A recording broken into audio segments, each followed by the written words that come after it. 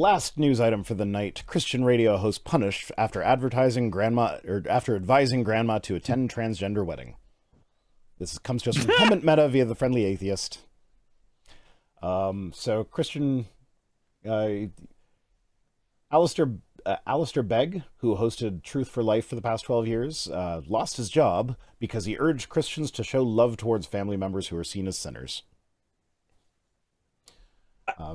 Isn't love the sinner, not the sin, like a thing that they talk about all the time anyway, though? Is there just is it a specific kind of love? Oh, right. This is the kind of people that say the type of love you need to do is don't spare the rod. Right. Yep. I forget about that. My stick is better than bacon. What? That's one of the lines from the Seagull Stop It Now song.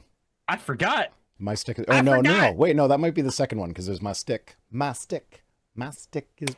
And I said my stick is better than bacon, and then, of course, Heidi, who's sitting right beside me, just looks over and is like, I agree. And now we're back to the conversation about dicks again. Yeah.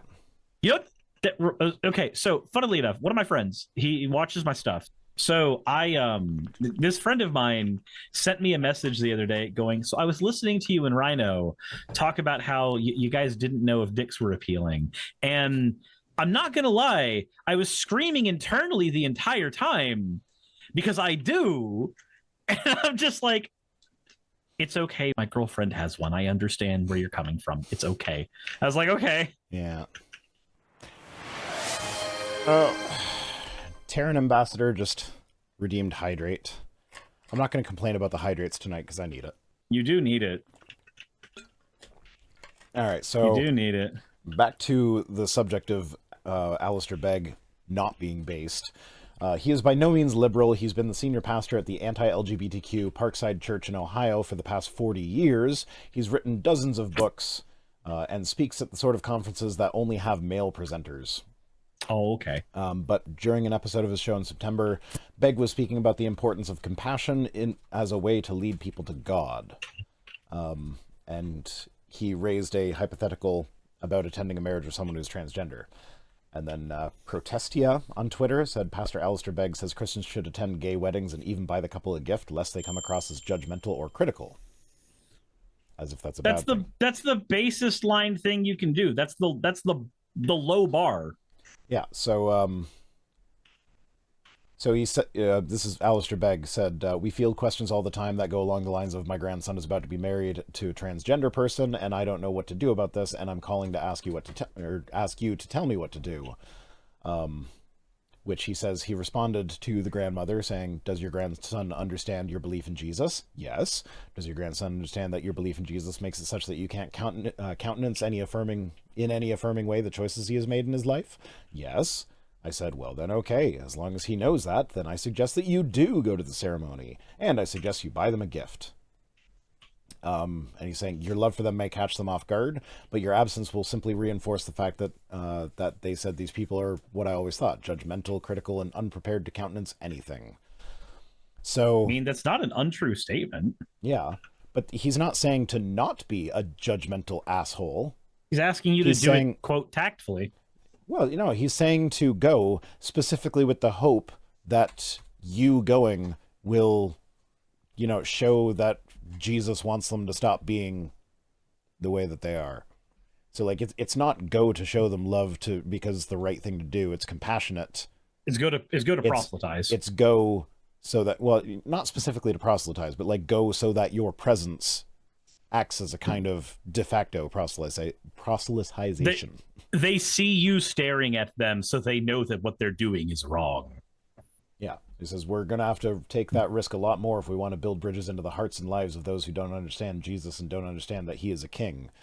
So, like, it's not about actually showing love to people. It's about manipulating the situation. So, like, yeah, no, this is not him being based. This is him being an asshole. Yeah, so as Hemant says, like, better stay close to and have a chance to convert them than be shut out of their lives and have no opportunity. So, like, yeah, it's manipulation.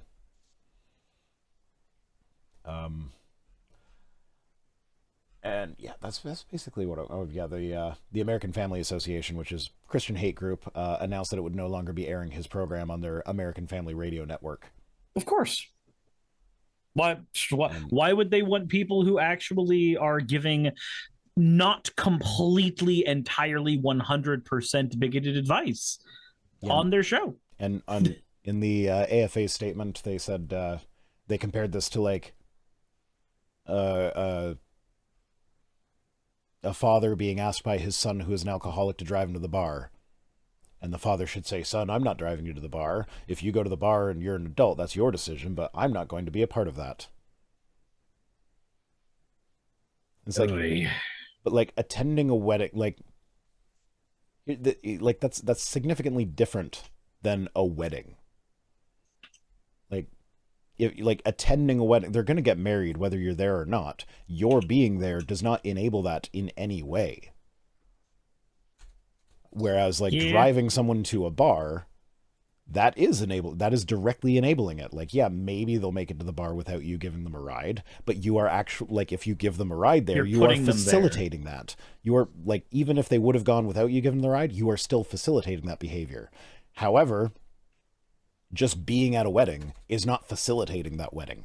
No, nobody's asking you to officiate. They're just asking you to be present. Don't we get angry at politicians for abstaining from votes by voting as present? This is voting as present, but for social circles. Exactly.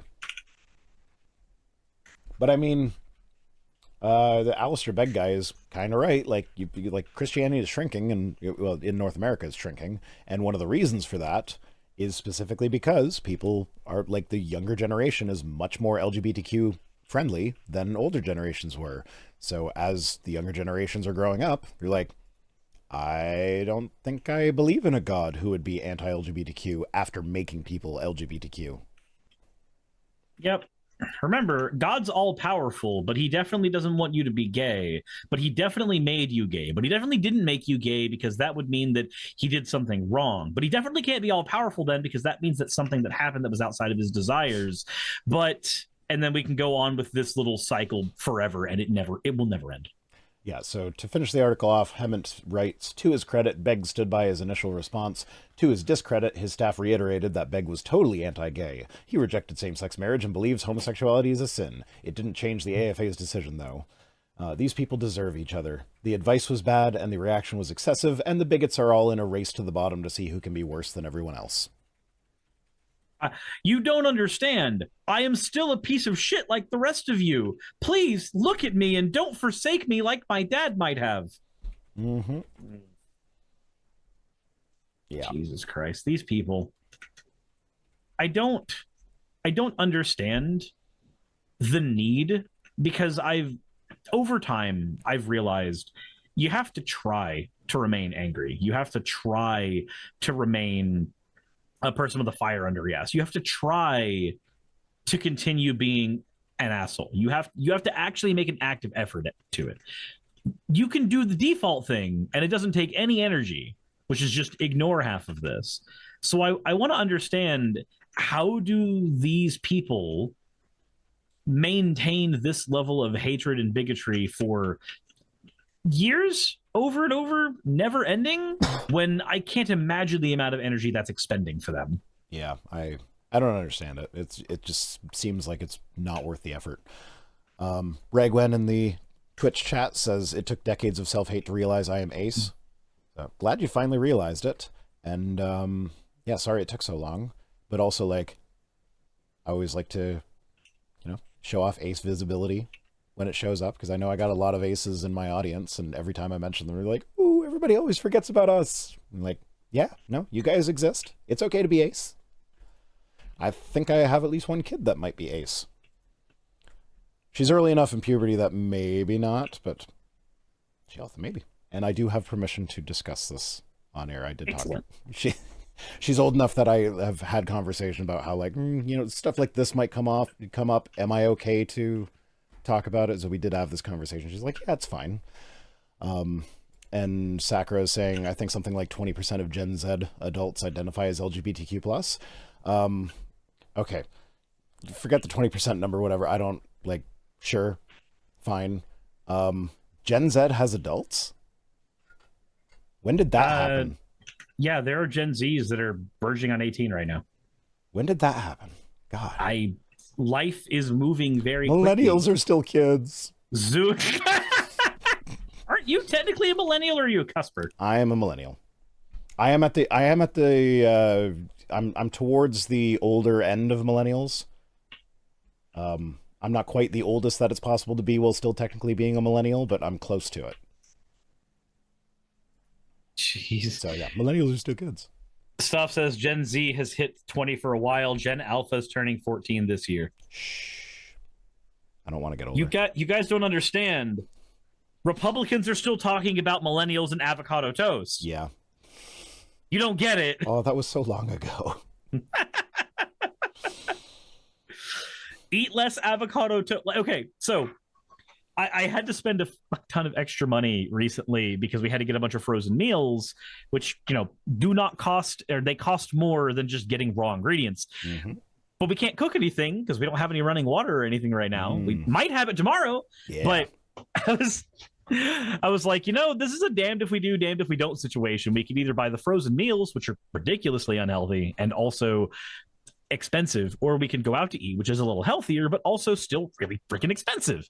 God, there is no functional way to exist that doesn't involve me bludgeoning my head with drywall. Oh, Lord of Uzkalak is saying that Gen Z started in 99, so the oldest Gen Z is 25. Fuck is up with that? No, that's impossible. I'm just God damn my stupid voice. I was going to do like an impression of Luke in Cloud City. And that's not true. That's impossible. No, I am your father.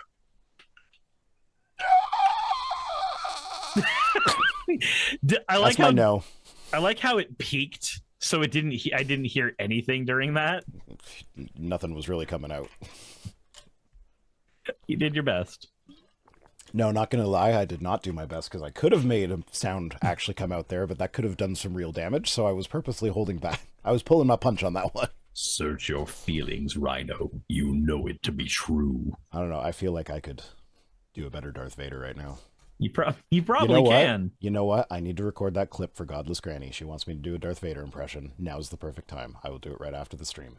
Hey, I just quickly want to give a thank you to all of my wonderful patrons who keep this show running. YouTube and Twitch are a pretty bumpy ride at the best of times, and the stability a Patreon provides me is worth more than I can say here. I'd also like to thank each and every one of my $20 and up patrons here, and they would be Red Joker, Britzkrieg, Cameron, Dren, Jemshin, Smiling DM, Poundini, Mabbity Babbity, Naomi, Isaac, Nixie Chan, the Oberon team, Agamotto, Jordan, Ravi, Giuni, Kiratorian, Prisma, all of you, I'm not saying that part, and Starlight. And finally, thank you to everyone else that helps keep this channel alive. While you're here, why not check out another video? And thank you for watching.